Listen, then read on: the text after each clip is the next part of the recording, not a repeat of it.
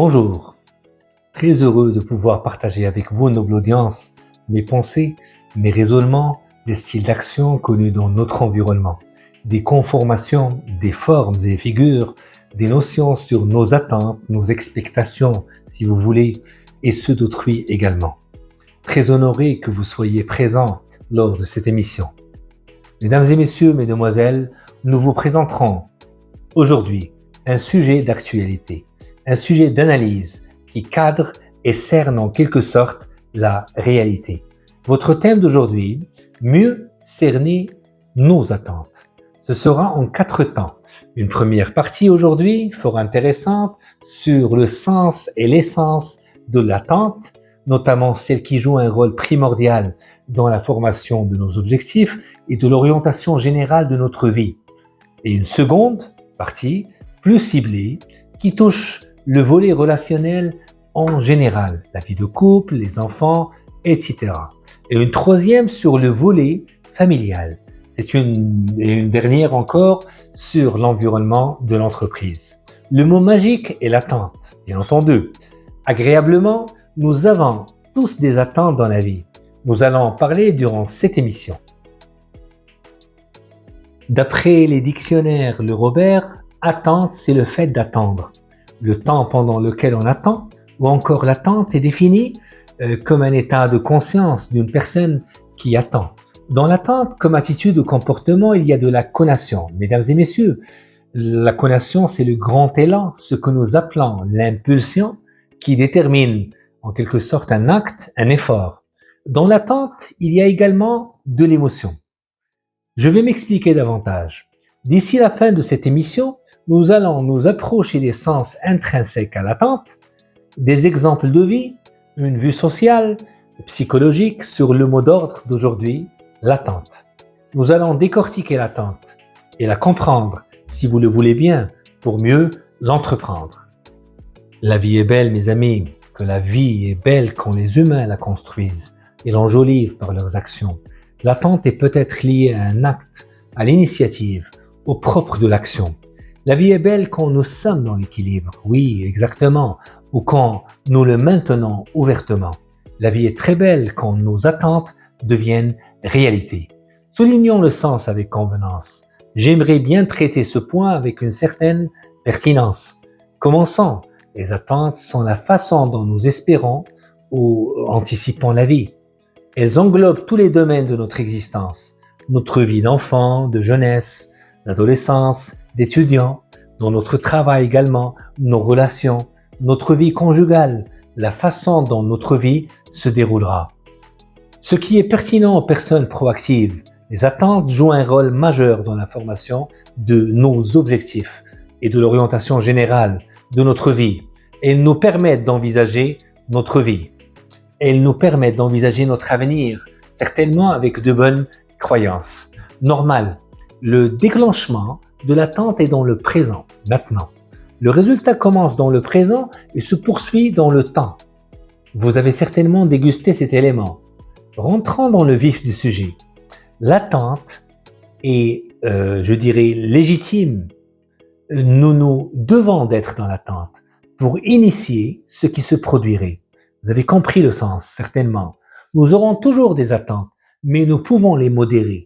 Oui, tout le monde a des attentes, mais on se doit de les modérer, les tempérer, en les rapprochant avec discernement de la réalité.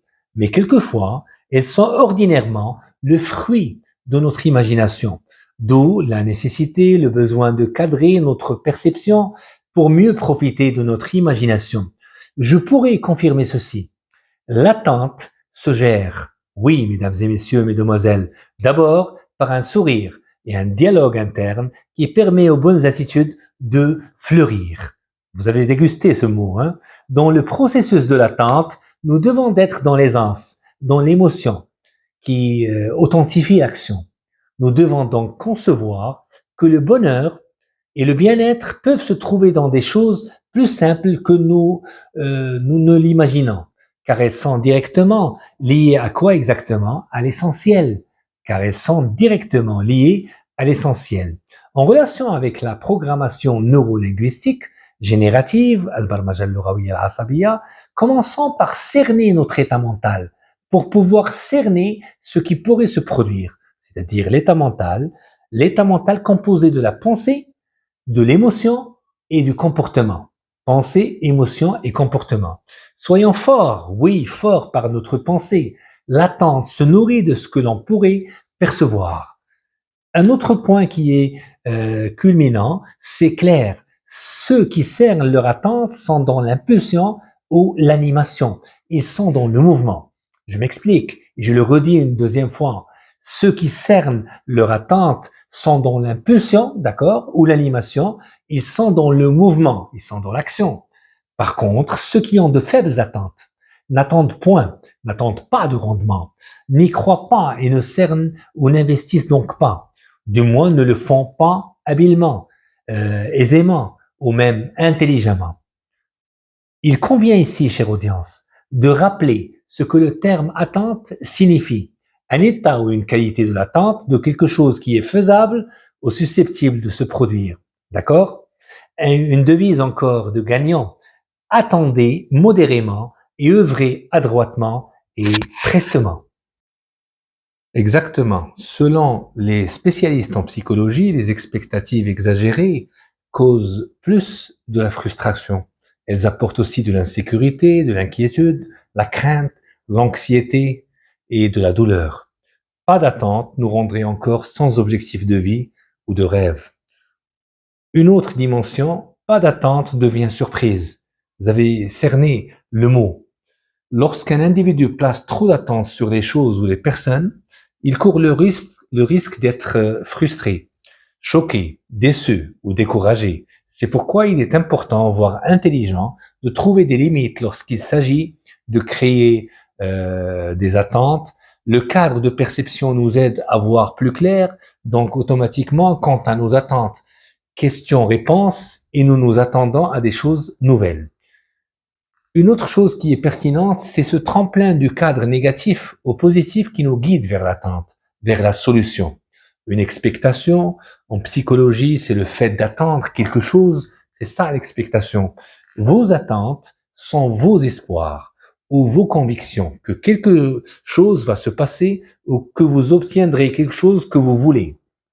D'accord? En des termes personnels, si vous permettez, une attente est une croyance sur ce qui pourrait arriver dans le futur, comme votre attente de rester dans le futur, c'est-à-dire de rester proche de votre famille ou vos meilleurs collègues ou camarades toute votre vie.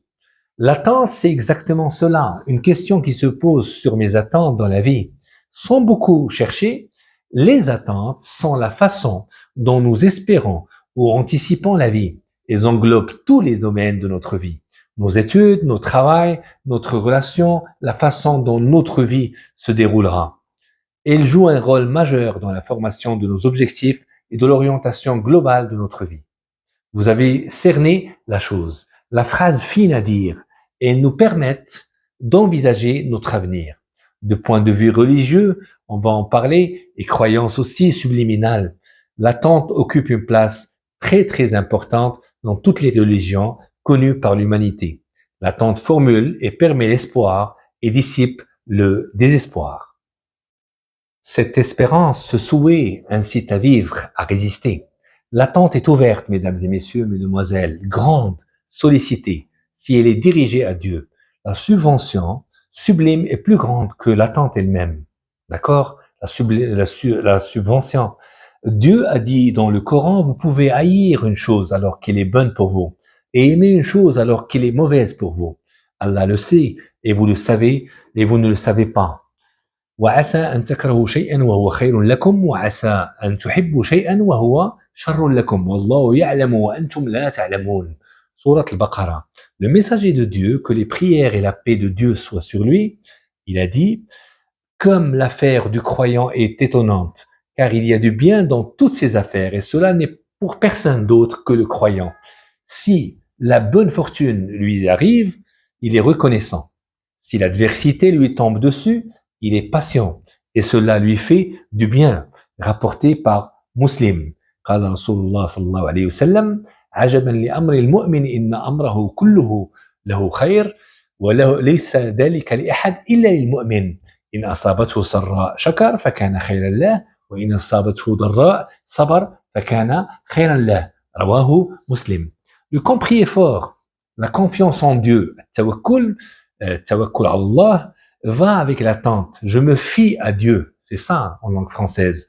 Le sentiment de faire, de concevoir, de réaliser, d'accomplir ce vœu magique, il est initié par des pensées, oui, de bien faire, une envie de tout gagner, une attente de choses sublimes. Et c'est essentiel. بسم الله الرحمن الرحيم أولئك هم المؤمنون حقا لهم درجات عند ربهم ومغفرة ورزق كريم. هذه سورة الأنفال. Du coup, ceux-là sont en toute vérité les croyants, à eux des degrés élevés auprès de leur Dieu, ainsi qu'un pardon et une dotation généreuse. Telle est la traduction. Les croyants sont dans l'attente parce qu'ils croient en la donation de Dieu l'omniprésent. Un autre exemple fort pour ceux qui sont dignes de confiance avec leur Dieu seront dans des jardins de bonheur, des paradis de bonheur. Telle est la traduction littérale. Inna lil muttaqina 'inda rabbihim jannati na'im. Surat al-Qalam. Le sens alimenterait une belle attente pour gagner un paradis, un paradis sublime. Le sens prouverait que l'attente est cernée de valeurs, de croyances et d'émotions. Et notre identité rassemblerait toutes choses que nous ferons pour, c'est-à-dire extraordinaire et apaisant en plus. Un hadith sublime de notre prophète Mohammed, bénédiction et paix soit sur lui, si vous croyez en Dieu l'omnipotent comme il se doit, et si vous faites confiance à Dieu, il pourvoira à vos besoins comme il pourvoit aux oiseaux, comme il procure, fournit, apporte, donne, livre aux oiseaux. التوكل على الله عن عمر رضي الله عنه قال سمعت رسول الله صلى الله عليه وسلم يقول يعني لو أنكم تتوكلون على الله حق توكله لرزقكم كما يرزق الطير تغدو خماصا وتروح بطانا. هذا رواه الترمذي كما كان في la traduction. C'est sublime ce volet religieux est tellement prenant et captivant que nous n'arrivons point à l'explorer en entier. Pourquoi l'attente est-elle importante dans la vie? C'est une question qui est pertinente. Un avis qui pourrait toucher le vôtre. Avoir des attentes est essentiel, car cela vous offrira un sentiment d'exécution, d'acte, je dirais de création, de production aussi, d'accomplissement. Cela vous donnera un objectif déterminant dans la vie lorsque vous le réaliserez. Sans cela, vous vous retrouverez avec une perte de direction et une impression ou un sentiment d'absence de but. C'est cela. Cependant, en général, certaines attentes peuvent créer des stress inutiles et ruiner votre relation et votre bonheur. Creusons plus. J'aimerais bien le faire. Il existe des formes d'attente, certainement. Nous allons parler de l'attente passive ou inactive, on l'appelle aussi inactive, et l'attente active ou remuante. Donc la passive, inactive, et l'active, l'attente active ou remuante. La première, on l'appelle l'attente passive ou inactive. Lorsqu'un individu se trouve dans une situation dangereuse ou risquée, il cherche inlassablement à trouver une issue, un dégagement ou une solution, une délivrance quelconque. S'il se sent sans solution proche, il attend alors l'arrivée d'un sauveur. Vous avez compris le sens. Par exemple, quelqu'un qui se noie attend l'arrivée des sauveteurs sans pouvoir la précipiter ou l'avancer. L'idée de l'arrivée imminente d'une équipe de secouristes, par exemple, des maîtres nageurs, des sauveteurs, l'empêchera de céder au découragement. Et cette lueur d'espoir le poussera à bien résister, le rendra fort. Nous sommes donc devant une réalité qui nous permet d'établir deux règles certaines. Règle 1, comme nous l'avons souligné il y a un instant, l'attente permet l'espoir et élimine le découragement. Et la règle 2, l'espoir ou l'espérance encourage à combattre et à résister. D'accord? Mesdames et mesdemoiselles, messieurs, l'attente est ordonnée, exigée même et enclenchée.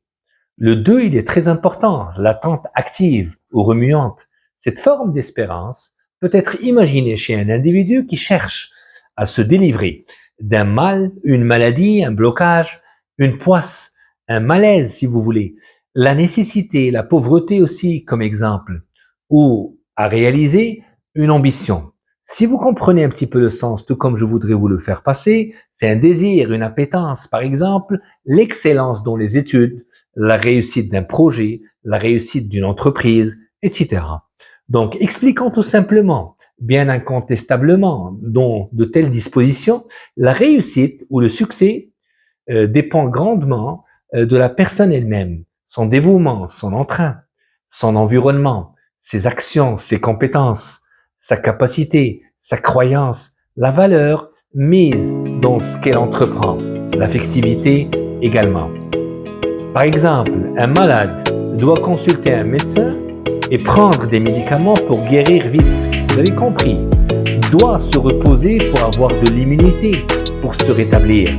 Devrait être dans l'action pour permettre la solution. C'est ça l'attente active. C'est cela l'attente active ou remuante, comme on l'a appelé il y a un instant. Nota bene maintenant, une différence entre l'attente passive et l'attente active. Dans la première, l'individu ne peut faire preuve que de résistance et de solidité, alors que dans la seconde, il peut prendre part à la réalisation de l'objet de son attente. Il peut être actionnaire dans l'objectif. Ainsi, en plus de l'espoir qu'il lui offre, l'attente active, elle implique à la fois résistance et action. Résistance et action, c'est ce que nous souhaitons tous, bien entendu, bien exécuter. L'attente agissante ou active est la source du changement, de la transmutation. L'attente entreprenante, tout comme j'aime si bien l'appeler, entreprenante, c'est ça, est semblable à la confiance que les croyants ont en Dieu. Ils attendent continuellement que le bon Dieu améliore leur situation. Ce comportement est non seulement sage, mais il est également digne et méritant. Comprenant cette analyse, Dieu l'omniprésent est capable de changer le cours de notre vie, changer le besoin ou l'indigence en aisance, par exemple, l'ignorance en connaissance également, la déficience en force. Permettez-moi de vous annoncer que Dieu intervient quand l'homme et la femme prennent l'initiative. Et Dieu, il intervient quand vous prenez l'initiative. L'homme et la femme ne doivent pas se contenter de simplement souhaiter un changement, ils doivent être déterminés. Le bon Dieu a dit dans le Coran, en vérité, Dieu ne change rien en un peuple tant qu'ils n'ont rien changé en eux-mêmes. Inna Allah la yughayyiru ma biqawmin hatta yughayyiru ma bi anfusihim. Pour clore cette première partie, j'aimerais vous booster et chercher plus sur un concept, celui des dimensions de l'attente.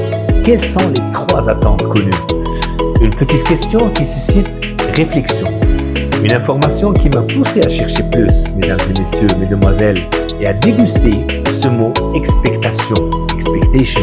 C'est les dimensions logiques ou cohérentes de l'attente. John Maxwell est un éminent auteur, conférencier qui a écrit de nombreux livres, principalement axés sur le leadership.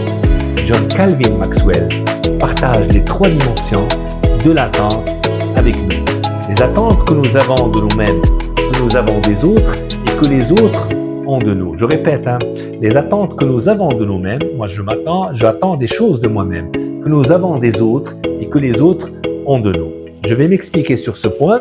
Les attentes que nous avons de nous-mêmes, les attentes envers soi-même, devraient être réalistes et nécessiteraient une amélioration de notre part. Produire et offrir aux autres dans l'attente de recevoir en retour, profitant tout simplement du plaisir, de la satisfaction qu'offrir peut gratifier. L'acceptation de vos besoins et d'en prendre soin, après des attentes stratégiques qui ont parcouru le processus de pensée chez vous, nous devons de passer à l'action. Nous devons d'être dans l'attente active. Nous devons de passer à l'action. Nous prenons attention et soin de nous et développons notre autonomie, si je puis dire, l'autonomie affective. Je nourris mon autonomie affective et je passe à l'action. J'ai choisi j'ai choisi en fait de prendre soin de moi. C'est un choix à diriger. Grosso modo, l'acceptation de nos besoins est nécessaire. Il faut qu'on les accepte. Je vous pousse à chercher plus sur ce point, avenant et à lire des ouvrages tels que celui-ci pour comprendre et entreprendre le sens. Je vous dis à très très bientôt, chère audience. Visualisez notre deuxième partie sur l'impact de l'attente dans les relations et en entreprise. À la prochaine si vous le voulez bien. Zouhair Jelloul Cherti.